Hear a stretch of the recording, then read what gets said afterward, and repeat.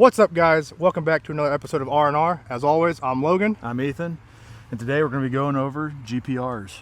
GPR stands for General Purpose Rifle. A lot of people call them different things. Some people call it a Minuteman rifle.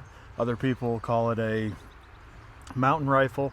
But what it is a rifle that's capable of fighting, that's kind of down for the everyman. It's not something you have to be well trained on necessarily. I mean, you still want to be trained up on your gunfighting skills. But the theory behind it is something that's lightweight.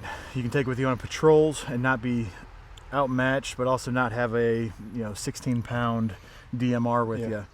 So all of our GPRs you're going to see in the video today are pretty much 16-inch barrel. So you keep the velocity up, you keep the accuracy up, and so all of them have about 16-inch overall barrel length. All of them are going to be suppressed. They're all running different suppressors, but they're all suppressed. And they also all are going to have weapon mounted lights. Some are going to be more expensive than others, but I mean, it's all, as long as the light is capable. The big thing we look for when we're setting up our GPRs is reliability and also throw. So both of these lights are going to be high candela lights, anywhere from 80,000 to 110,000 candela, which with the three power optic, that is enough to light up and engage back to 200, 300 meters at night. So yeah, that's overall the GPR, what they are. The GPR first kind of got introduced as a military style rifle when I was in Iraq, and a lot of people when they were in Iraq or Afghanistan, their M4s or M16s were set up with fixed 4-power ACOGs. We didn't have suppressors, but we had weapon mounted lights. As crappy as they were, that's what we had 120 lumen Surefire Millenniums.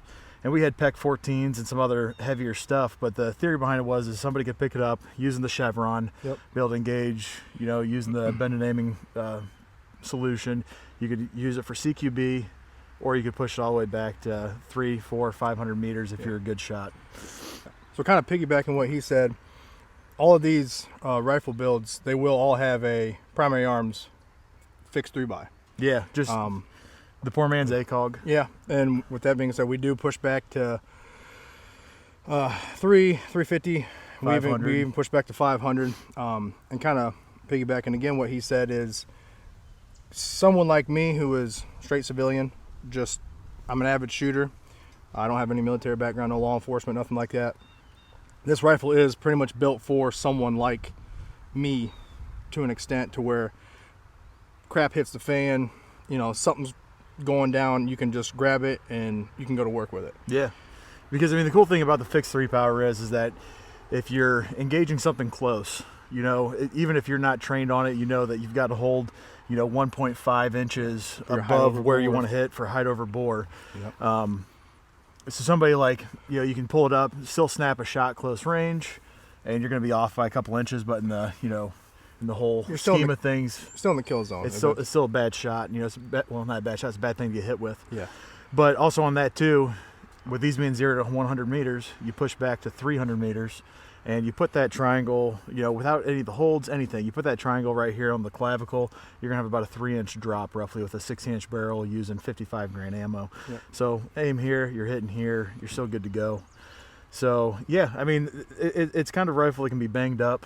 Oh yeah, beat up a little bit. Thrown in the truck, thrown in the side by side, in and out of the side by side, patrol rifle, that sort of thing. And it's a theory behind it almost is like a do all everything rifle. Something you can use for close range, but it's not good for CQB, but it's doable.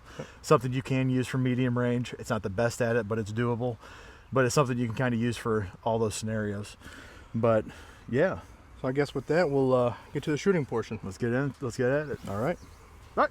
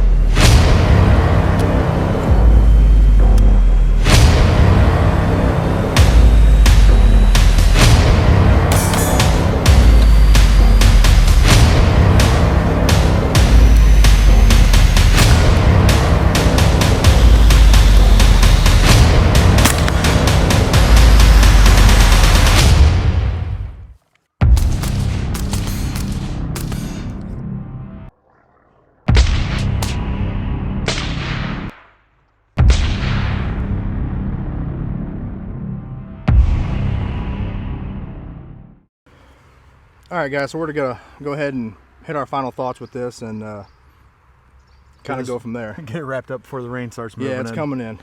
But yeah, so I mean, today we shot from close range, did some running and gunning, showing that, you know, the weapon's lightweight, light enough weight that even guys like us that are just lifters can run with it for, you know, a while. Yeah, cardio's not our strong suit. Hey, that's all right. That's all right. But you know, we're out here at least doing it. Yeah. But we push it all the way back to 500. Got some solid hits at 500. So from 500 in, solid hits, running, gunning. At the end of the day, as a prepared citizen, a GPR is definitely a good setup to have. I'm not saying it should be your only setup. Yeah. I mean, you still want your specialized, you know, SPR, special purpose rifle, DMRs, you know, something. Battle rifle if you got. Battle rifle. Yep. Something set up with a red dot for CQB, close quarter battle. But yeah, so. But yeah, with that being said, guys, you know, as always, it really helps us out. If you do like the content, make sure you like and subscribe. And as always, we'll see you guys next time with your daily dose of R&R. We'll see you guys.